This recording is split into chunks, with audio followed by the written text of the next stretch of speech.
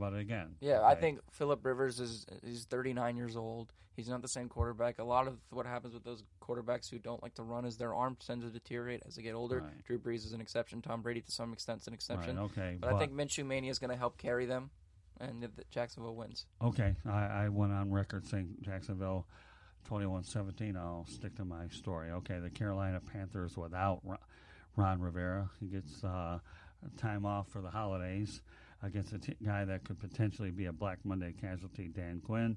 Carolina Panthers are 5-7. Atlanta is 3-9. I'm going Carolina. There isn't much to say here. Kyle Allen struggled, but I think Atlanta's just had so many problems all season. Yeah, I'll go Carolina as well. Okay, this one's one of the marquee matchups. Never thought it would be when the season started, but boy, it looks pretty good now. The Baltimore Ravens against the Buffalo Bills. Ravens enter the game 10-2. Buffalo Bills are 9-3. Buffalo has a defense that a lot of people have slept on all season, but I think Lamar Jackson's been the most exciting thing in the NFL all season. I'm going Baltimore.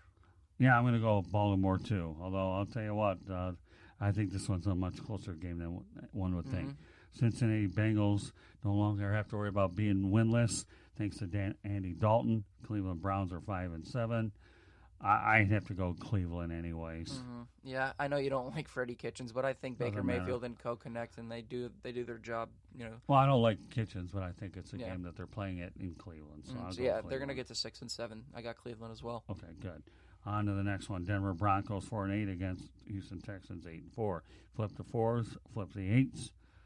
And what do you Houston got? just does everything well. They're not overpowering. I just love Deshaun Watson, quarterback out of Clemson. I got Houston winning this game, proving to 9-4. Yeah, I think so too. I'm with you on that one. 49ers against the New Orleans Saints. This is a matchup you could probably see later on in the postseason. Yeah. Nevertheless, they both enter the game with identical 10-2 marks. All I'll say is this. I'm not going to question Drew Brees' ability to read a defense, but San Francisco's got a pretty good one. I like Garoppolo's progress. I'm going to go San Francisco in this one. Yeah, me too. I like what the 49ers are doing. Okay, Indianapolis Colts 6-6 against the Tampa Bay Bucks 5-7. Winston's probably going to throw for over 300 yards, but I think Brissett just needs to employ the clock-chewing maneuver that helped them beat the Chiefs. I'm going to go Indianapolis to get back to their winning ways. All right, well, you know what? I'll go along with that as well. I think Indianapolis wins, even though the game is at Tampa. Although I will not make the mistake again with Winston over Rodgers because I got rid of him and added Kirk Cousins, but I'm still going Rodgers this weekend anyways, just to get that out there. Okay, New York Giants on the Monday night game, 2-10 against Philadelphia Eagles. The Eagles have had 100 problems, and if Eli loses this game, he'll actually be sub-500 as a quarterback, 116 for his career. I think the Eagles win this one. I think Carson Wentz needs to have a good game at this point. Okay, well, you know what? I'm actually going to predict the Giants to win this one. Hey, I mean... Why not? Yeah, the guy beat I'll Brady go one twice, way, right? you go the other way. Who cares? It's all right. All good conversation. That's true. They have had a good. Nobody thought that this would be a Monday night matchup. Although ESPN's had the traditional rivalries on these Monday night matchups. Okay, let's go. A few more games to address. Actually, a former Super Bowl matchup. You have Pittsburgh Steelers and the Arizona Cardinals. This one's in the desert. Steelers enter at 7-5. Cardinals 3-8-1. Kyler Murray hasn't been bad, but the Steelers are on their third quarterback. Duck Hodges has been okay. I'm going to go Pittsburgh in this game. Yeah, I will too because the Steelers have something to play for. And I love Mike Tomlin as a coach. Oh yeah. Who wouldn't? He's made a lot out of nothing this year. A lot of people wrote him off for the dead with Le'Veon Bell and Antonio Brown exiting, but as a result, that didn't take place. Kansas City Chiefs 8-4 against the New England Patriots 10-2. Earlier in the year, you would have thought this would have been a preview for the AFC Championship game. I don't think so, but nevertheless, the game's in Foxborough. What do you got? Who you got? New England's going to win. I don't see Belichick going out and losing 2 games in a row. I think the defense is strong, but if Kansas City's run game is good, it's going to be a very interesting game. So, I got New England winning this one. Okay, Tennessee Titans 7-5. Oakland Raiders 6-6. Derek Carr got benched. I believe he's starting this game, but I got Tannehill 5-1 as a starter since he's taken over. So I'm going to go Tennessee in this one to be 8-5. Me too. The Titans are a team that could take a hold of this division, and I think the Oakland Raiders have struggled the last couple of weeks. We all got excited about them for a period of time, but no more. Okay, you got the Seattle Seahawks against the Rams, 10-2, 7-5. Russell Wilson, other than Lamar Jackson's the MVP in my mind. They're winning this game. They just got so many weapons. He utilizes them well. Tyler Lockett, Chris Carson. Seahawks win this one pretty handily. Do you really think so? I do. I mean, look, Jared Goff's had his problems. The fact that they're 7-5 says something. They have used Gurley more, which is a good thing, but I still think Seattle's the better team, and I think they wind up pulling this one out. Okay, let's look at some other potential matchups that you might be able to see in the playoffs. I'll just outline them individually. Mm-hmm. Baltimore against New England, I think that's inevitable for the AFC Championship game. Yeah, New England needs to make sure like guys like Sanu are healthy. Rex Burkhead needs to be out there. Philip Dorsett's got to be on the field for them. Brady just needs receivers at this point. But yeah, if Belichick doesn't make adjustments, don't play no huddle because I think that worked against them in that game. I think New England could win that game, but I don't know, that's going to be one of the more fascinating games of the year, though. San Francisco 49ers and New Orleans Saints are obviously playing this weekend, but they're awfully good. They could be on a collision course. A few other ones worth noting here: San Francisco and Seattle. Again, elite teams playing each other. So Green Bay and Seattle. Well, you know what? The Packers are a team you don't count out. Whether they run the football or they don't run the football is another story. Green Bay against San Francisco could be a revenge game there. And three other teams that could get one playoff win. I would never count out the Buffalo Bills the way they're looking. I mean, Scott, isn't it crazy to think that we thought New England was going to go undefeated, and now the Bills are one win away, barring a New England loss, from tying for first in the AFC East right now? Well, I think a lot of people, though, Lewis underestimated the fact that Josh Allen's as good a quarterback as he is. Mm-hmm. You may not be able to get a free agent quarterback to go there, but if you get it right in the draft, you'll be fine. Yeah, they got it right with Jim Kelly, and they're getting it right with him so far. Good point. Buffalo Bills, Minnesota Vikings, Houston Texans are teams that could probably win a playoff game. Just an overview on the NFL as we get ready to go. Candy and I will be covering the Jacksonville Jaguars and the LA Chargers over the weekend. And we have a busy weekend on tap. And, of course, just so we have an opportunity to give everybody an overview about what lies ahead over the holidays, we will be doing a lot of special edition Sports Exchange shows. Tom Shanahan will be on one. Jake Ronholt and I will be doing some stuff together, and Chris Roberts. There'll be others to be announced, so just pay attention to our Facebook page or Twitter for announcements about certain specialty shows. So now that you enter the end of the calendar year, how do you feel about where you've come versus where you're going? I mean, granted, I started here in May. I'll never forget the first phone conversation we had from writing.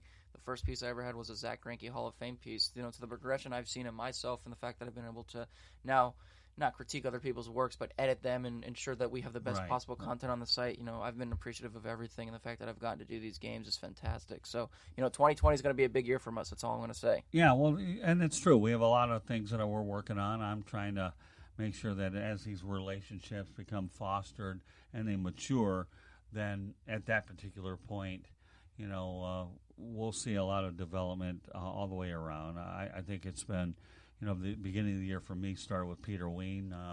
I still am very grateful for the fact that we put the Sports Exchange on the WEI network last year and into this year until medical issues ultimately became a factor with his wife subsequently passing, and now Peter recovering from a stroke.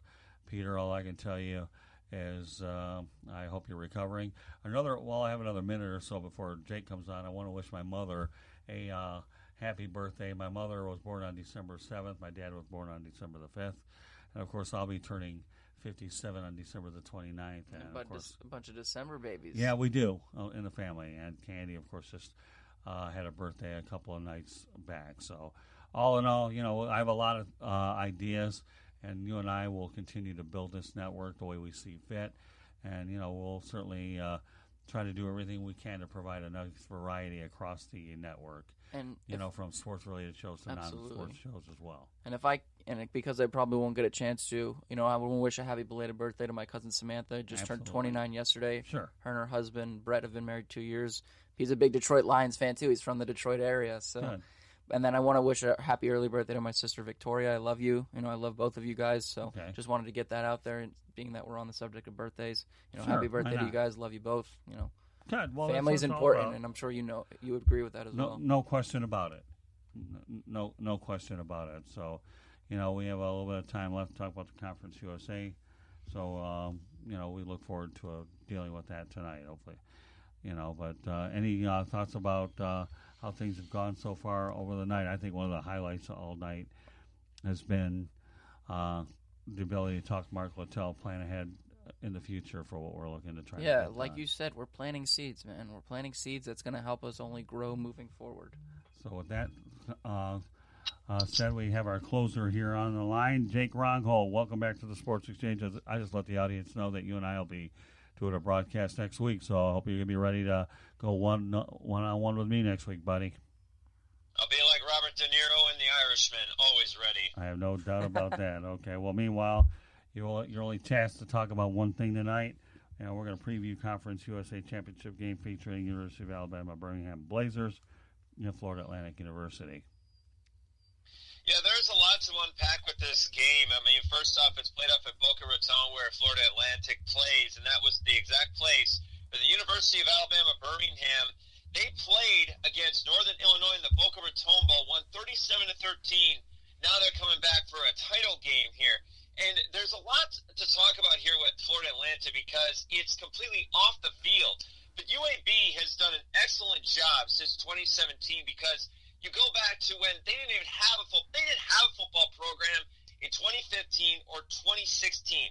Since then, 8-5, 11-3, and 9-3 this year. And then you look at the talent that this team has, and it's mostly on defense because they're not a very strong passing game. I mean, the thing is, Tyler Johnston, the second, only has 15 touchdowns on the year. I mean, he only completes like 15 passes a game. It's all about the running game. I mean, if you've seen this duo, it's Lucius Stanley and Spencer Brown. One sophomore, one junior, did an excellent job against North Texas last week, especially when North Texas played them so tough. But UAB just kept running the rock, and just playing good defense as well. That's also another strength of UAB is their defense. And I got to watch Christopher Mull, who has 10 sacks on the year. I watched this kid play against North Texas, just mind-blowing how talented he is. This guy could be an NFL prospect because of his height, his speed, good eye contact with the quarterback, and is able to get those turnovers that UAB needs. Now, the thing with Florida Atlantic, though, is they're an up-tempo offense. They like to punch you in the mouth. They also like to throw passes, find their tight ends. That's what they're going to use. So Mull's going to have that challenge along with Jordan Smith. But they averaged 19 sacks on the year combined between those two players. And I think they're going to be able to get after Florida Atlantic here. The problem is, though, Scott, is the Owls have something else going, and that is off the field. This is going to be a big topic. But Lane Kiffin is being talked about taking the new Ole Miss Rebel job. Or Arkansas. Arkansas was looking to try and offer $3.5 million to Kiffin, who was only making $1 million a year in Boca Raton. And then he's been having conversations with the Rebels a little bit here. Came to a point where he usually does this weekly radio show, and for the first time since he took the job back in 2016, he did a pre-recorded segment of the radio show so he could continue on with this. So you got this off-the-field issue along with this up-tempo offense that's going to be happening on Saturday. So there's a lot to talk about here. All right, well, obviously there is. I think one of the key things here for the Florida Atlantic University Owls is that Chris Robinson has to play the game of his life, is what he has to do. And as long as he plays the game of his life, then Florida Atlantic has an excellent opportunity to win this football game. And I'm glad you brought that up because watching him, he only had 15 attempts again a couple weeks ago, but it was all about his tight end. And I talked about the tight ends at the beginning of this. Harrison Bryant, who was just named to the academic all-team academic, has 5 touchdowns in the last 3 games, including 3 touchdowns last week against Southern Mississippi. And it's crazy the speed this guy has. Everybody keeps talking. I thought he was a wide receiver. I was shocked when I was looking at the roster, and I went, he's a tight end? And he doesn't look like a tight end. He doesn't block like a tight end. But he is one, and he has excellent hands. Kind of reminds me a little bit of Travis Kelce, especially off those little skinny post patterns that the Kansas City Chiefs like to do. That's the thing is, there's a lot of good NFL prospects in here. You got Christopher Mel Farr, UAB, but you also got this Bryant kid who's really come to life here. Before these last 3 games, he only had 1 touchdown. And since then now, they